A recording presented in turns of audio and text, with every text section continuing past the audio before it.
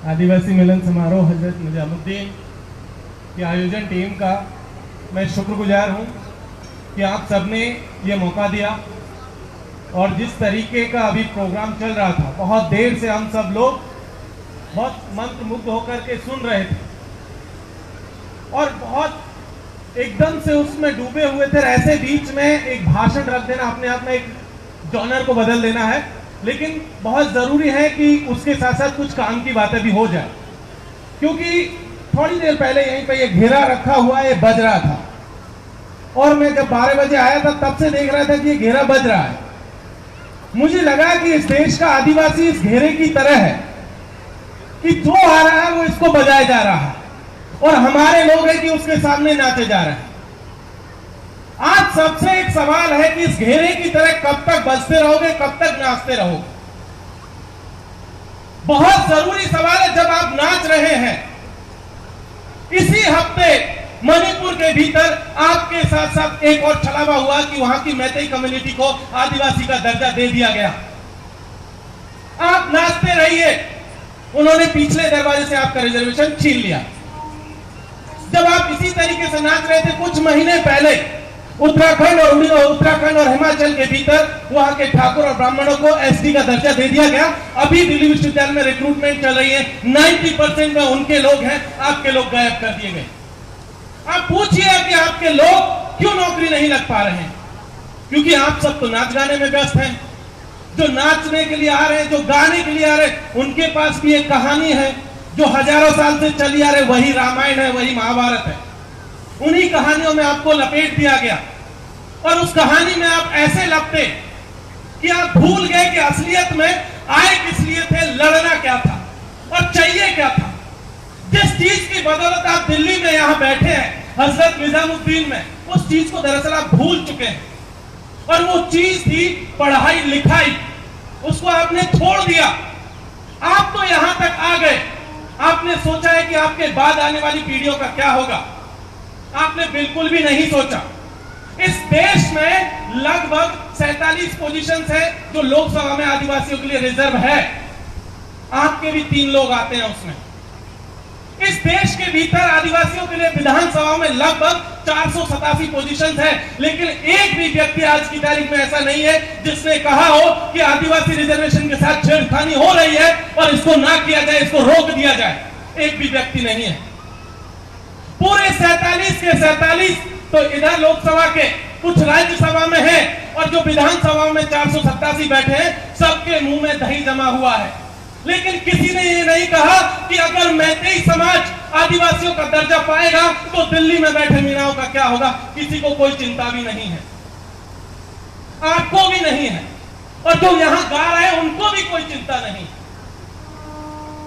लेकिन मैं आपसे ये कहना चाहता हूं कि आपको चिंता करने की जरूरत है। अभी आगामी जो पार्लियामेंट का सेशन होगा उसमें forest conservation bill, amendment bill आ रहा है 2023 का। पता है क्या असर होने वाला है? आपके गांव में, आपके आसपास, अभी ये दिल्ली बॉम्बे रोड निकली हुई है, इसके आसपास की जितनी भी जमीनें हैं सारी की सारी कमर्शियलाइज कर दी जाएंगी स्पेशल इकोनॉमिक जोन में, और आपको वही सरकारी रेट पर पैसा तो दे दिया जाएगा, लेकिन वो जमीनें चली जाएंगी किसी और के पास, और आप आने वाली पीढ़ियां बिना जमीन के मजदूरी करते रहिएगा। कुछ कुली बन जाएंगे, कुछ रिक्शा चला लेंगे। सोच रहे हैं क्या होगा?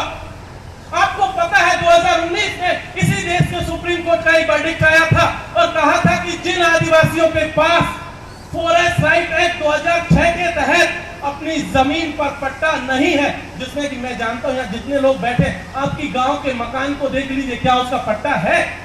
वो खातेदारी की जमीन पे बना है कि चरागाह की जमीन थी या भेटा था, उस पर आपका मकान है, उसका पट्टा आपके पास नहीं है। और सुप्रीम कोर्ट का 2019 का वर्डिक्ट पड़ा हुआ है और कह रहा है कि जिसके पास भी पट्टा नहीं है उसे वो जमीन छोड़नी होगी। आप चाहे 100 साल से रह रहे हो, चाहे 1000 साल से रह रहे हो।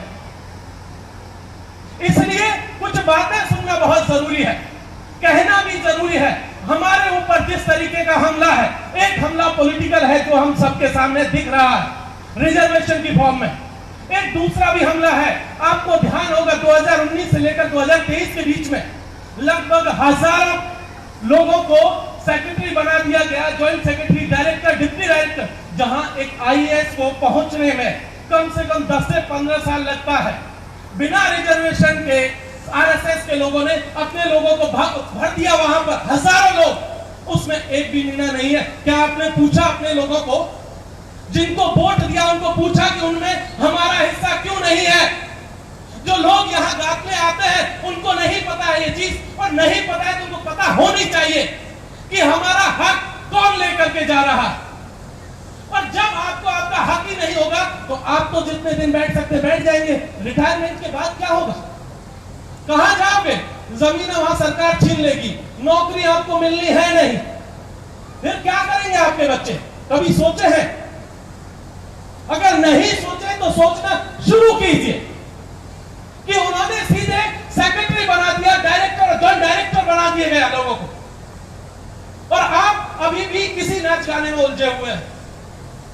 एक तस्वीर लगी हुई है हमारे पीछे, कोई मुझे बता सकता है 50 साल पहले इस तस्वीर का क्या हाल था? कितने मीना इस तस्वीर को जानते थे जो बीचों बीच लगी हुई है मीन भगवान की? कितने लोग जानते हैं? कितने मंदिर है आपके यहाँ पर? 50 साल से पहले कोई मुराना मंदिर है मीन भगवान का? और आप ये बताइए कि मीना पहले आए कि मीन भगवान पहले आया? अगर मीना पहले है तो मीन भगवान की क्या जरूरत? लेकिन आपको आरएसएस ने एक झंडा पकड़ा दिया, आप लेकर के घूमने जा रहे हैं जगह जगह, जय मिनेश जय मिनेश जय मिनेश। आप मुझे बता दीजिए, 2 तस्वीर इधर भी है, बाबा साहब की है, बिरसा मुंडा की है। इनका तो आपको पता है कि इन्होंने कुछ आपको दिया है, लेकिन बीच वाली तस्वीर में आपको क्या दिया है? कुछ नहीं। इसका कोई बता सकता है कि इन्होंने आपको क्या दिया जिसका जयकारा आप लगा रहे हैं? दरअसल आरएसएस ने 1940 के आसपास और कुछ और लोगों ने मिलकर के मीन भगवान का एक रायता फैलाया, आप उसको समेटने में, फैलाने में, मचाने में लगे हुए।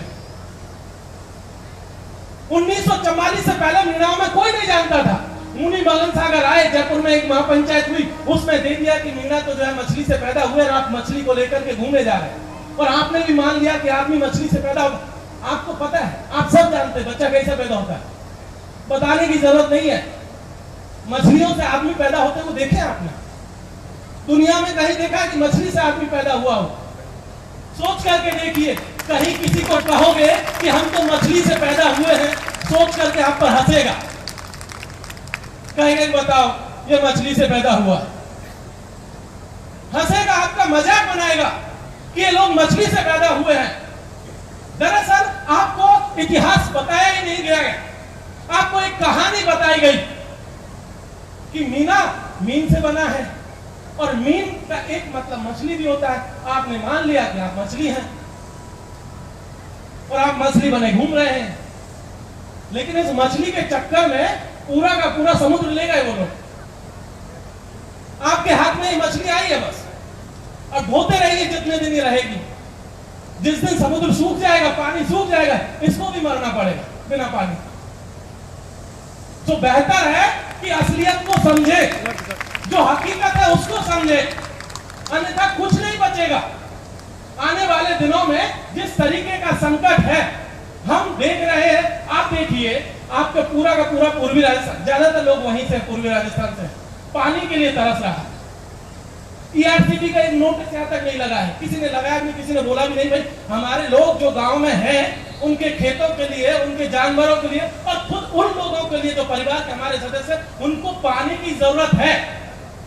कोई पानी की भी बात कर ले, लेकिन नहीं बात की किसी, शायद किसी को जरूरत नहीं लगी। उनको लगा कि हमें क्या, हम तो निजामुद्दीन में रहते हैं, कुछ पानी गंदा पानी है, भले यमुना में से आ जाता है, फिल्टर करके पी लेंगे, गांव वालों का क्या, वो तो रहते रहेंगे। लेकिन एक चीज जान लीजिए, आपकी भी पहचान उसी गांव से है।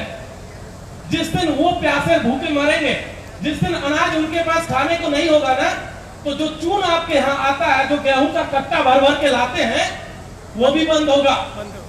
जो बर्नी भर भर के घी ला रहे हैं, वो भी बंद होगा, क्योंकि उसके लिए तो वहां पानी है नहीं। तो बेहतर होगा कि जो जमीनी मुद्दे हैं, जो जमीनी समस्या है, उन समस्याओं की तरफ हम लोग ध्यान दें। जो संकट है प्रमोशन में रिजर्वेशन का इतना बड़ा इश्यू है, कोई बोलने वाला नहीं।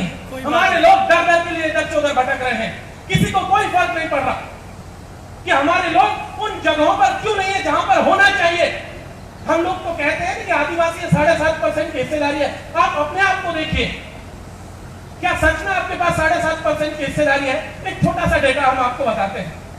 इस देश की आबादी लगभग 140 करोड़ है, 140 करोड़। सरकारी नौकरियां लगभग 2 करोड़ है। एक एक्चुअली में तो 1 करोड़ 96 लाख, 2 करोड़ मान लेते हैं। 2 करोड़ में से 7.5% के हिसाब से कितनी नौकरियां बनती है? 15 लाख। अब 15 लाख में से कितनी कम्युनिटी है? 705 कम्युनिटी आदिवासी में, 705। ये नई आ गई, 706 हो गई। अब 706 से 15 लाख को डिवाइड कर लीजिए, आपके हिस्से में कितना आया? कितना आया? कुछ हजारों में आएगा। और मीणा क्योंकि दिल्ली के नजदीक है तो थोड़ा सा ज्यादा हो सकता है, मान लीजिए 50 से 60 हजार। इतनी नौकरियां आप लोगों के पास, 50 से 60 हजार मैक्सिमम सरकारी नौकरियां। आपकी आबादी कितनी है पता है? लगभग 60 लाख की आबादी है मीणा मीणाओं की राजस्थान में, सिर्फ राजस्थान में। तो ये 50 से 60 हजारों के भरोसे कब तक रहेंगे? और आने वाले दिनों में तो ये सब भी प्राइवेटाइजेशन हो रहा है। उन्होंने